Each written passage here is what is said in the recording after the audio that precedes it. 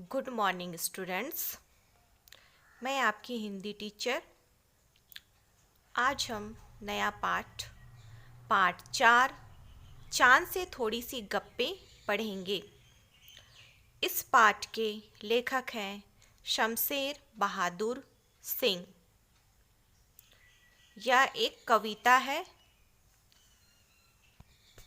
इस पाठ का सार मैं संक्षिप्त में बताना चाहती हूँ कि 10-11 साल की एक लड़की चांद को देखती है और कल्पना करते हुए कहती है कि आप गोल मटोल हैं, पूरा गोल, और आप पूरे आकाश को ओढ़े हुए हैं। आपका पूरा शरीर वस्त्र से ढका हुआ है और उस पर तारे जड़े हुए हैं। कल्पना करते हुए 10-11 साल की बच्ची कहती है कि आप घटते हैं, कभी बढ़ते हैं, क्या आपको कोई बीमारी है? आपने तो हमें बुद्धू ही समझ रखा है।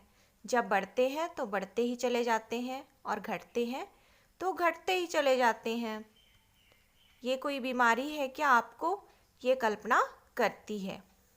सबसे पहले हम इस पाठ का पुस्तक वाचन करेंगे। उसके बाद संदर्भ, प्रसंग, अर्थ सहित इस कविता को समझेंगे। संदर्भ, प्रसंग, अर्थ इस कविता का लिखाया जाएगा आप लोगों को, इसलिए सबसे पहले आप लोग ध्यान से इस कविता का अर्थ समझिए।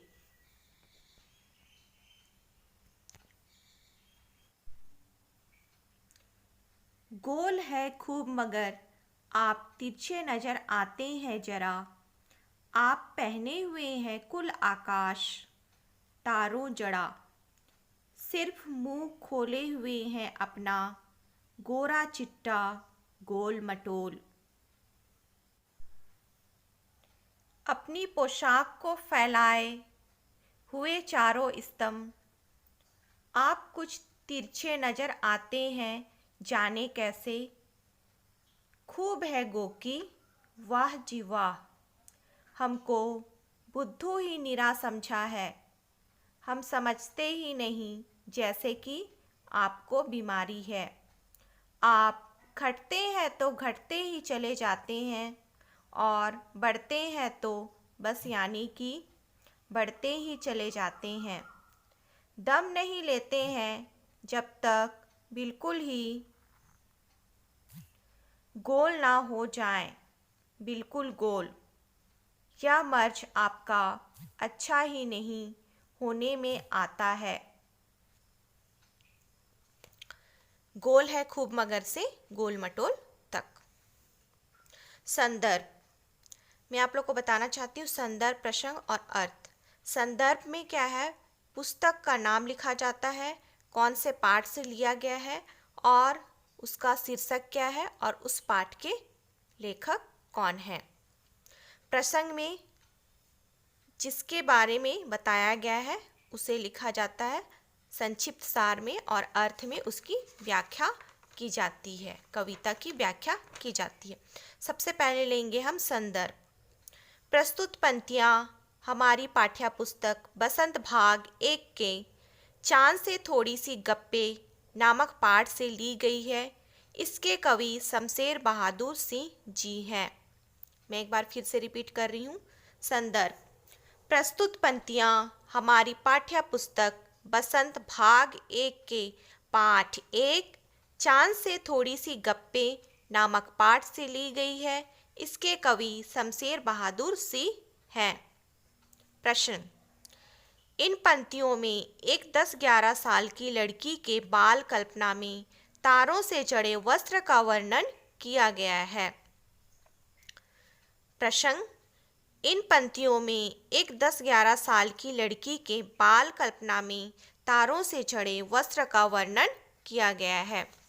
अब हम इसका अर्थ देखेंगे। एक एक पैराग्राफ को पहले देखते हैं, फिर पूरा एक साथ देखेंगे। गोल है खूब मगर आप तिरछे नजर आते हैं ज़रा। इस पंक्ति में एक छोटी लड़की चांद को देखकर कहती है कि आप खूब गोल हैं, पर फिर भी थोड़े तिरछे नजर आते हैं। आप पहने हुए हैं कुल आकाश तारों जड़ा।